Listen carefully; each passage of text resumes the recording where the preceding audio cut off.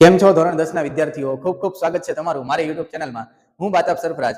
આજના વિડીયોમાં આપણે જોવાનું છે ગાલા અસાઇનમેન્ટનું પ્રશ્નપત્ર નંબર 2 અને તેમાં વિભાગ એ. તો વિદ્યાર્થી મિત્રો, તમે સૌ જાણો છો કે વિભાગ એ સી 24 માર્કનો હોય છે. તો આજના વિડીયોમાં હું તમને 1 થી 12 પ્રશ્નોનું છે સોલ્યુશન કરાવીશ અને એકદમ સરળતાથી સોલ્યુશન કરાવીશ, જે રીતે તમને સમજાઈ જાય. અને 3-4 મારી પાસે ટ્રીક પણ છે, એ પણ હું સાથે સાથે તમને કહીશું. બરોબર? તો જો પ્રશ્ન 1 છે, એકની રકમ એક અપૂર્ણાંકના અંશ અને છેદનો સરવાળો 16 છે. બરોબર? 16 છે. જો તેના છેદમાં 5 ઉમેરવામાં આવે તો તેની કિંમત 1/2 થાય. તો તે અપૂર્ણાંક શોધો. વિદ્યાર્થી મિત્રો, અપૂર્ણાંક છે એટલે જો અહીં કીધું છે અંશ અને છેદ. હવે કયો અપૂર્ણાંક છે એ ખબર નથી, તો ધારો કે ઈ અપૂર્ણાંક છે x/y. બરોબર? જો આ અપૂર્ણાંક છે. હવે તમને શું કીધું છે કે તેના છેદમાં 5 ઉમેરવામાં આવે છે. તો જો આના છેદમાં, એટલે આ તો x અને y હતું. હવે વિદ્યાર્થી મિત્રો, એના છેદમાં એટલે x/y + 5. તો જવાબ કેટલો આવે છે? 1/2. આવું રકમમાં કીધું છે. બરોબર? તો હવે છે ને આનો જવાબ કઈ રીતે સરળ રીતે મેળવવો ને હું તમને કહીશ. હવે આમાં ઘણા વિદ્યાર્થીઓ છે બે સમીકરણ બનાવે છે. બરોબર? બે સમીકરણ બનશે, તેનું સાદુરૂપ આપશે, એટલે કે ઘણો બધો સમય જે છે પસાર થઈ જશે. પણ હું તમને એક જ મિનિટમાં આનો જવાબ કઈ રીતના મેળવવો ને એ હું કહું. બરોબર? જો હવે એક ઓપ્શન છે ને, એક ઓપ્શન મેચ કરતા જઈએ. કોનો જવાબ 1/2 આવે છે એ અહીં આપણે જોઈએ.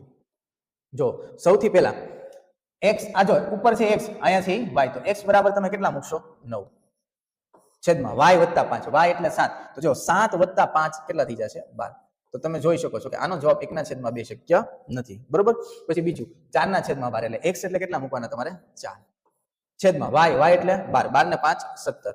તો 4/17 એટલે કે આનો જવાબ 1/2 આવે એવું શક્ય નથી. ઓપ્શન સી, x બરાબર કેટલા છે? 7 છેદમાં y એટલે 9. હવે જો અહીંયા 9 અને 5 કેટલા થઈ જશે? 14. તો હવે તમે સમજી ગયા છો. જો આનો જવાબ કેટલો આવ્યો? 7/14. એટલે 7 દુ 14. એટલે આવી ગયો જવાબ 1/2. બરોબર? જો ડાબી બાજુ બરાબર જમણી બાજુ જે છે એ સાબિત થઈ ગયું. એટલે કે તમારે જ્યાં રકમમાં કીધું હોય ને, બરોબર, એ તમે સમીકરણ બનાવો અને 1 by 1 છે x અને y ની કિંમત છે એ તમે મૂકતા જાઓ. કયો જવાબ 1/2 આવે છે? તો જો 7/9. આ આપણો જવાબ. સમજાઈ ગયું વિદ્યાર્થી મિત્રો? એટલે આ રીતે તમે જે છે જવાબ મેળવી શકો છો જ્યારે તમને એના વિકલ્પ આપેલા હોય. જો બીજા દાખલાની રકમ એમ છે કે દ્વિઘાત સમીકરણ 6x² - 13x + k = 0 ના બીજ પરસ્પર વ્યસ્ત હોય તો k ની કિંમત કેટલી? બરોબર? હવે જો આમાં એકદમ સિમ્પલ છે. એક શરત તમારે યાદ રાખવાની કે જ્યારે આપણને એમ કીધું હોય એના બીજ વ્યસ્ત હોય ત્યારે k ની કિંમત શોધો. તો બીજ વ્યસ્ત હોય ને ત્યારે a = c થાય. હવે તમે એમ કહેશો સાહેબ a અને c શું છે? તો કે એ દ્વિઘાત સમીકરણનું આ સૂત્ર આવી ગયું, ax² + bx + c = 0. તો જો a એટલે x ના વર્ગનો સહગુણક છે. તો અહીંયા x ના વર્ગનો સહગુણક કેટલો છે? 6. તો એનો મતલબ એમ કે c બરાબર કેટલા હશે? 6. તો જો અહીંયા c ની જગ્યાએ અહીંયા તમને શું આપેલું છે? k. આમ k બરાબર તમારી કિંમત કેટલી થઈ જશે? 6. સમજી ગયા વિદ્યાર્થી મિત્રો? તો જો હવે પરીક્ષાની અંદર આ દાખલો તમારે પૂછાનો હોય, બરોબર, તમારે ખાલી એટલું જ યાદ રાખવાનું છે. પણ જો આ કીધું હોય તો કે બીજ પરસ્પર વ્યસ્ત છે, તો ખાલી એટલું જ યાદ રાખવાનું કે બરાબર છે ને, જો એ હોય ને એ આવશે. બરોબર? 5 સેકન્ડમાં જવાબ છે તમે શોધી શકો છો. ત્યારબાદ ત્રીજો પ્રશ્ન. જો આમાં હું તમને છે ને આજે આ પ્રશ્ન આપેલો છે ને એનો જવાબ 10 સેકન્ડમાં કઈ રીતના મેળવવો ને એ હું તમને શીખવાડીશ. જે સમાંતર શ્રેણી માટે d = 5 હોય તે સમાંતર શ્રેણી માટે એ 18 એટલે કે 18મું પદમાંથી 13મું પદ બાદ કરો, તેનો જવાબ કેટલો આવે? એટલે જો આ પદ છે ને આ રીતના લખેલું છે તમારી અસાઇનમેન્ટમાં, અને એમ જ લખવાનું હોય a18 - a13 બરાબર ખાલી જગ્યા. આ રીતના આપણને પૂછ્યું છે. શરૂ કરીએ છીએ. બરોબર? જો 10 સેકન્ડમાં તમે જવાબ સી ગોતી શકશો. 18 માંથી 13 બાદ કરો તો કેટલા વધે? 5. ગુણાકારમાં d બરાબર કેટલા છે? તો કે 5. એટલે જો 5 5 25. આ તમારો જવાબ. સમજાઈ ગયું? આઈ થિંક 10 સેકન્ડ થઈ ગઈ છે. બરોબર? તો જો આનો જવાબ જે છે તમે ઈઝી રીતે તમે મેળવી શકો છો. ત્યાર પછી પ્રશ્ન 4. પ્રશ્ન 4 ની અંદર તમને કીધું છે કે 1 1 અને 3 3 બિંદુ અને જોડતા રેખાખંડનું મધ્ય બિંદુ ખાલી જગ્યા છે. તો હવે આમાં જો તમને મધ્ય બિંદુના યામ 7મું ચેપ્ટર યામ ભૂમિતિ, તમને યામ આપેલા છે 1 1 પછી 3 અને 3. તો મધ્ય બિંદુના યામનું સૂત્ર શું છે? તો કે x1 + x2 ના છેદમાં 2 y1 + y2 ના છેદમાં 2. ઓકે? તો જો આ તમને પહેલા જે આપ્યું હોય ને એ શું છે? x1, આ y1, આ x2 અને આ આવશે y2. કિંમત મૂકી દઈએ. જો x1 એટલે કેટલા છે? 1. x2 એટલે કેટલા છે? જો ડાયરેક્ટ આવડતું હોય સરવાળો કરી નાખો. 3 ને 1 4. 4/2. ચલો બે સરખા જ છે એટલે y1 + y2 તે કેટલા આવશે? 4. 4/2 એટલે જો 4/2 એટલે જવાબ શું આવ્યો 2 દુ 4 2 અને 2 સમજાય ગયું વિદ્યાર્થી મિત્રો? આનો જવાબ આવશે 2 અને 2 એટલે તમે જોઈ શકો છો ઓપ્શન છે એ ડી બરોબર. ત્યારબાદ 5મો પ્રશ્ન ત્રિકોણમિતિનો પરિચયના ત્રિકોણમિતિનો આ જે દાખલો છે 1/1 tan નો વર્ગ બરાબર ખાલી જગ્યા. તો આ ચાર વિધેયમાંથી કયો વિધેય આવશે આપણે જોઈએ. તો હવે પહેલા એક આ સૂત્ર તમારે આવી ગયું છે 1 tan વર્ગ ઇક્વલ ટુ sec વર્ગ. આમાં તમને ખૂણો નથી આપેલો થીટા પણ તમારે તો એમ જ યાદ રાખવાનું બરોબર. તો જો હવે 1 + tan વર્ગ છે એની જગ્યાએ હું મૂકશું sec વર્ગ આના છેદમાં. એટલે જો સૂત્રમાં કિંમત મૂકીએ એટલે 1// sec વર્ગ. હવે વિદ્યાર્થી મિત્રો આ sec થીટા છે ને એ cos નો વ્યસ્ત છે. હવે કઈ રીતના તમને યાદ રહે એ હું તમને કહું. જો sec થીટા છે ને sec થીટા બરાબર થાય 1// cos થીટા. એ રીતે cosec થીટા બરાબર થશે 1// sin થીટા. તો વિદ્યાર્થી મિત્રો આ બે સૂત્ર યાદ કઈ રીતે રાખવા? તો જો અહીંયા ત્રીજો અક્ષર શું છે c એટલે છે cos થીટા. જો અહીંયા s એટલે છે sin થીટા. યાદ રહી ગયું? એનો મતલબ એમ કે cosec છે એ sin નો વ્યસ્ત છે અને sec થીટા છે cos નો વ્યસ્ત છે. તો અહીંયા શું છે sec થીટા આવ્યું બરોબર. એટલે તમે આમ બી કહી શકો કે cos છે એ sec નો વ્યસ્ત છે અને sin થીટા છે એ cosec થીટા નો વ્યસ્ત છે. તો sec થીટા છે એટલે કોનો વ્યસ્ત છે? cos નો. એટલે આ sec થીટા છેદમાં છે એટલે છેદનો છેદ અંશમાં જશે એટલે શું બની જશે? cos theta. હવે શું છે? વર્ગ બરોબર. તો આમ આપણો આ પ્રશ્નનો જવાબ આવશે ઓપ્શન ડી. નેક્સ્ટ સામાન્ય રીતે કોઈ પણ આવૃત્તિ વિતરણ માટે બહુલક ઓછા મધ્યસ્થ બરાબર ખાલી જગ્યા ગુણાકારમાં મધ્યસ્થ ઓછા મધ્યક આપેલું છે બરોબર. હવે આની અંદર વિકલ્પ નથી એટલે વિકલ્પ છે એ તમારી સ્ક્રીન ઉપર તમને બતાશે બરોબર. તો જો ઈ વિકલ્પમાંથી કયો વિકલ્પ આવશે એ આપણે શોધીએ. તો સૌથી પહેલા છે ને આમાં હું સંજ્ઞા લખી નાખું. બહુલક એટલે z માઇનસ મધ્યસ્થ એટલે m બરાબર અહીંયા શું છે? ખાલી જગ્યા પછી ગુણાકારમાં. હવે જો મધ્યસ્થ એટલે શું થશે? m માઇનસ મધ્યક એટલે શું થશે? x બાર. તો વિદ્યાર્થી મિત્રો તમને છે ને આ સમીકરણ આપેલું છે. જો પેલા સંજ્ઞા રૂપે તમારે લખી નાખવાનું. હવે પ્રકરણ આંકડાશાસ્ત્રમાં તમારે એક સૂત્ર આવી ગયું છે અને એ સૂત્ર છે z બરાબર 3m માઇનસ 2x બાર બરોબર. આ સૂત્રનો એક દાખલો હોય જ છે એટલે વ્યવસ્થિત આ સૂત્ર પાકું કરી નાખું અને આના 1 માર્કના દાખલા પણ. હવે જો આ બંને સૂત્રને આપણે સરખાવીએ ને તો અહીંયા z છે અને અહીંયા છે z ઓછા m એટલે m ને બાદ કરેલો છે એટલે બે બાજુ છે ને આપણે m ને બાદ કરશું એટલે કે m એટલે આ કેપિટલ m ને છે બે બાજુથી બાદ કરશું બરોબર. તો જો સમીકરણ બનાવું z માઇનસ m બરાબર 3m minus 2x bar minus m. સમજાઈ ગયું? બે બાજુથી m ને બાદ કર્યું છે બરોબર. તો જો z માઇનસ m બરાબર 3m માંથી 1m બાદ કરો એટલે કેટલા વધે? 2m માઇનસ 2x બાર. ચલો જવાબ આવી ગયો છે એટલે કે z માઇનસ m બરાબર. હવે આ બંનેમાંથી સામાન્ય શું નીકળશે? તો કે 2 એટલે કૌંસમાં આવશે m માઇનસ x બાર.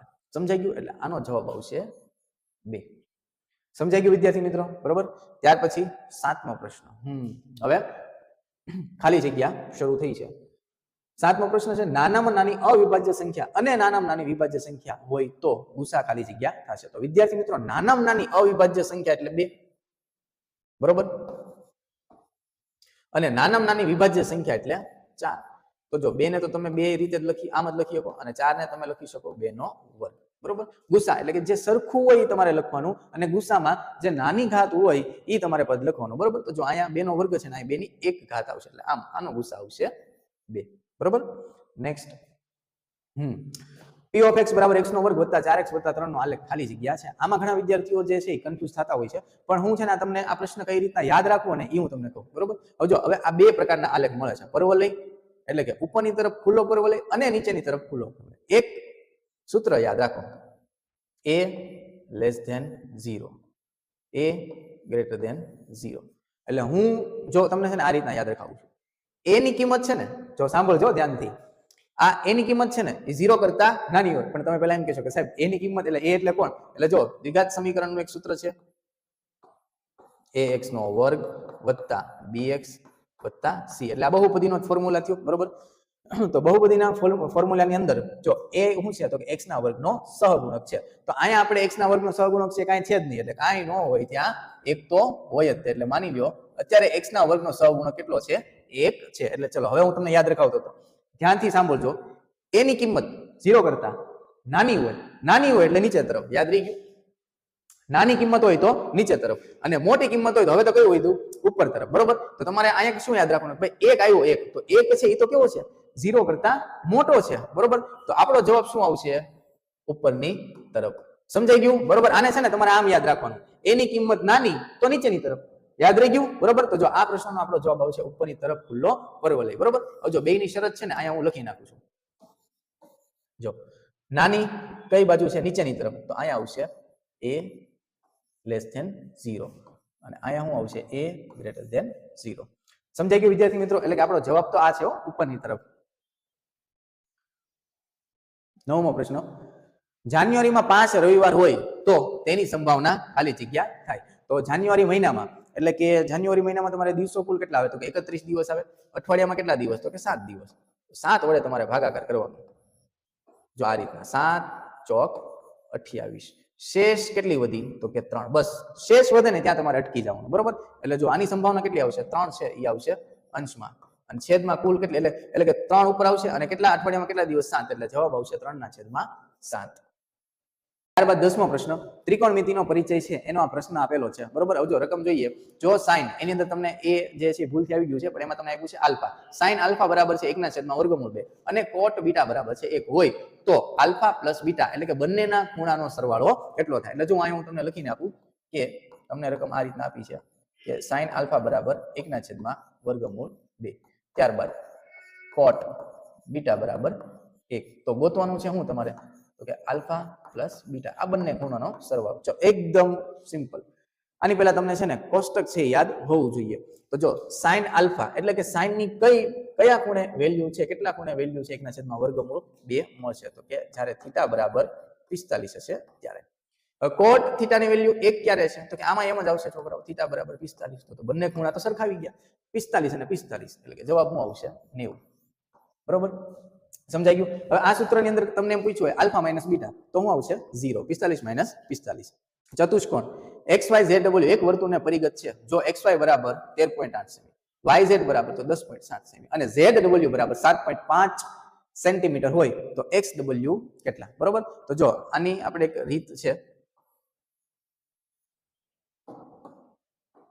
તમને શું કીધું છે? એક ચતુષ્કોણ XYZW એક વર્તુળને પરિગત છે એટલે આ રીતના હશે. સમજાઈ ગયું? હવે લખીએ ચતુષ્કોણ X Y Z W, બરોબર? હવે એની કિંમત પણ મૂકી દઈએ. XY એટલે કેટલા છે? તો કે 13.8, બરોબર? પછી YZ બરાબર કેટલા છે? તો કે 10.7. પહેલા હું તમને આકૃતિ દોરી અને પછી હું સમજાવું છું. 10.7 થઈ ગયા. પછી ZW છે એ કેટલા છે? 7.5, બરોબર? અને XW છે એ શોધવાના છે. હવે આ બાજુ છે કઈ રીતના શોધવી? એકદમ ઈઝી છે. બંને બાજુ જે છે એનો સરવાળો સરખાવી દઈએ. એટલે જો કેમ થાય ખબર? XY વત્તા સામસામેની બાજુનો સરવાળો XY વત્તા WZ બરાબર આ બે બાજુ એટલે કે XW વત્તા YZ, બરોબર? તો હવે આમાંથી છે આપણે કિંમત મૂકી દઈએ, બરોબર? તો જો સૌથી પહેલા XY કેટલા આપેલા છે? 13.8 મૂકી દીધી કિંમત વત્તા WZ. હવે WZ છે એ કેટલા છે? 7.5. એટલે અહીંયા લખી નાખ્યા 7.5 બરાબર XW એટલે ઈ તો શોધવાના છે. XW વત્તા YZ કેટલા છે? 10.7. સમજાઈ ગયું? આ રીતના સામસામેની બાજુનો સરવાળો જે છે તમારે કરી નાખવાનો, બરોબર? સરખાવી દેવાનો. હવે આ બેનો સરવાળો કરીએ 13.8 વત્તા 7.5, બરોબર? જો અહીંયા હું તમને સરવાળો જે છે કરાવું છું. 13.8 વત્તા 7.5 એટલે 8 ને 5 થઈ જશે 13 વધી 1, 7 ને 3 10, 10 ને 1 11 વધી 1, બરોબર? તો 1 ને 1 થઈ જશે 2 એટલે 21.3 એટલે આનો સરવાળો થયો 21.3. હવે જો XW શોધવા છે એટલે 10.7 આ બાજુ હવે તો માઈનસ થઈ જશે એટલે -10.7 બરાબર XW. હવે જે છે આ બે કિંમતની બાદબાકી કરી નાખીએ એટલે 21.3 ત્યાર પછી 10.7 આ બેની બાદબાકી કરીએ. જો 10 કો લઈએ. હવે 13 માંથી 7 જાય તો તો 6 1 ની ઉપર હું તો કે 0 એટલે અહીં 0 આવશે અને 2 માંથી 1 જાય તો 1 તો જો કેટલો જવાબ આવ્યો 10.6 એટલે આ બાજુનો જવાબ આવી ગયો 10.6 સમજાઈ ગયું વિદ્યાર્થી મિત્રો બરોબર એટલે કે જો આ રીતના જે છે ને બાજુનો સરવાળો છે સરખાવી દેવાનો અને જે શોધવાનું છે એને સૂત્રનો કરતા બનાવી નાખવાનો ત્યાર પછી છેલ્લો 12મો પ્રશ્ન પ્રથમ n પ્રાકૃતિક સંખ્યાનો મધ્ય ખાલી જગ્યા છે તો વિદ્યાર્થી મિત્રો આનું તો એક સૂત્ર જ છે n+1 ના છેદમાં 2 બરોબર n+1 ના છેદમાં 2 હું એવી આશા રાખું છું કે 12 પ્રશ્ન છે એ તમને વ્યવસ્થિત છે એ સમજાઈ ગયા છે થેન્ક યુ